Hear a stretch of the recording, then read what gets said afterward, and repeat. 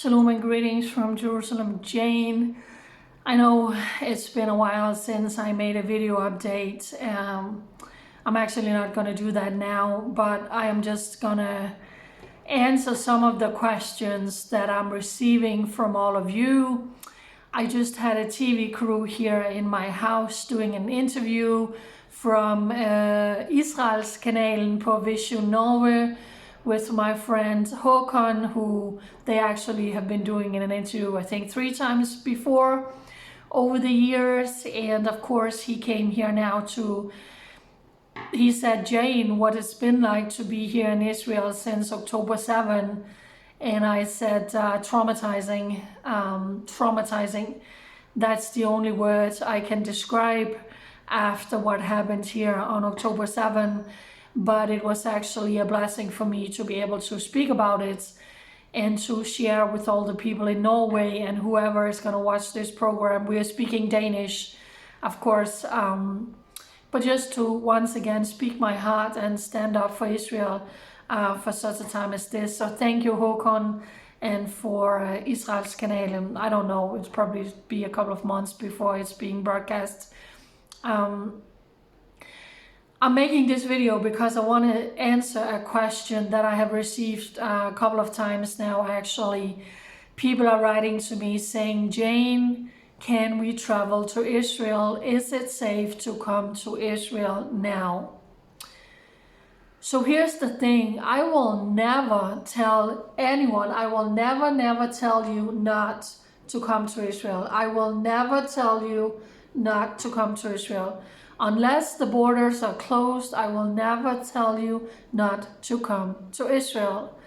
On one of my first trips was actually during the second Intifada, where there has been all the terror attacks and explosions and murder of Jews. And I remember we were sitting in a public city bus here in Jerusalem speaking Danish, and there was this lady sitting in front of us. Of course, she's picking up on a foreign language, and she turned around and she says, I'm sorry, but you know, where are you from? And I said, we are from Denmark. And she said, why are you here? Don't you know what's happening? Are you not afraid? And I remember I choked up and I got tears in my eyes, and I said, there is never anything, there is nothing that can keep me away from traveling to Israel. I firmly believe my life is in the palm of God's hands. My days are numbered, for whenever He says my day is up, I refuse to live in fear. I will go to Israel for such a time as this and be a blessing. When everybody else is staying away, I want to come here. I want to show the Jewish people that God has commanded me to comfort my people. If we can't comfort the Jewish people in a wartime, when can we do it? So if you are talking about considering, praying about coming to Israel at this time, come. Is it safe? Yes, it is. Just be aware what's happening in this country. I just spoke to someone coming from abroad, and he was talking about needing extra insurance to come here now because of the war and everything that's happening here. So of course you need to look into all of that.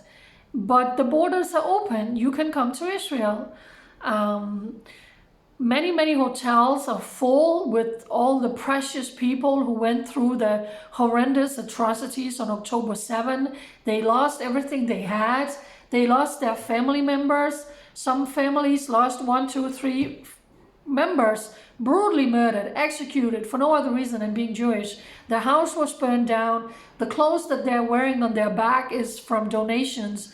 And they are filling up many of the hotels around Israel, but there's still room, or get an Airbnb. The roads are open, you can travel. Of course, there are some places due to the military and everything you can't go, but you can come. Some tourist sites are closed. Also in Jerusalem, shops might be closed in some parts of the old city, But if you walk down Ben Yehuda Street right now, the famous shopping street, it's open. Cafes is open, supermarkets are open. That's of course I'm talking about here in Jerusalem that I was being asked about. So friends, I will never tell you not to come here, ever. I came during a very turbulent time, and like I said, if you can't come to Israel for such a time as this, just pray about it and say, God, you wanted me to go to Israel and be a blessing and a comfort for the Jewish people. He will protect you. And I have been through a lot in my years here. I've had my fair share of death threats and threats on my life, and I've been through a lot and a lot of trauma. A lot of the things that I have been through, and the threats to me, and some of the injuries and accidents that I have had, that trauma exploded full force when October 7, happened, and I'm dealing with it now, and that's why sometimes I'm quiet, because I'm dealing with a tremendous amount of trauma and sorrow, and I'm still recovering from the minor foot surgery. It's still painful. I'm still not really out and about. So that's actually answering another question. Someone was saying, we know you had those small surgeries, Jane. How are you? It's still healing up. It's not normal, but it's normal that it could take a couple of months. So that's why I'm not out and about. And like I said, I'm dealing with a lot of trauma. A lot of trauma. I have covered every single terror attack in this country.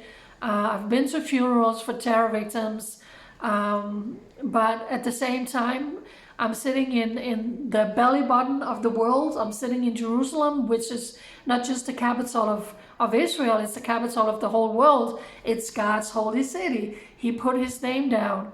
And God has called me to be here and to comfort his people. And that's just what I'm trying to do also on the days where I'm not really out and about or being, really active on my social media. So that's to answer your questions. I will never tell you not to come to Israel. Just take precautions. If there are places the military tells you can't go, stay away. But you can definitely come in many, many places. You can come and be a blessing and be a comfort and support the Israeli economy. 300,000 soldiers was called up from the reserve, not even the soldiers in the active duty, but the ones in the reserve, the ones who is a school teacher or a dentist or an IT tech guy. Everybody in the reserve was called up. They dropped everything they had and they run to the border when Israel was brutally assaulted by Hamas. So many families today have been lacking daddy for months. All the brave women, Israeli women, who is dealing with everything alone with all their children and have to do everything that daddy would normally be there to do. Like I just said now in the interview I did, there's not one family here in Israel that has not been affected of October 7. Someone was killed, someone was raped, someone was murdered, someone was decapitated, someone was burned alive, held hostage in Gaza, being released or still held hostage in Gaza, and all the soldiers who was called up and dropped everything they had. And the kids are asking, Mommy, when is Dad going to come home and tuck me in? When is Dad going to come home and take me to football training? So this entire nation has been impacted by all of this. It's also amazing to see how they are coming together for such a time as this. The Jewish people are just amazing. They're amazing.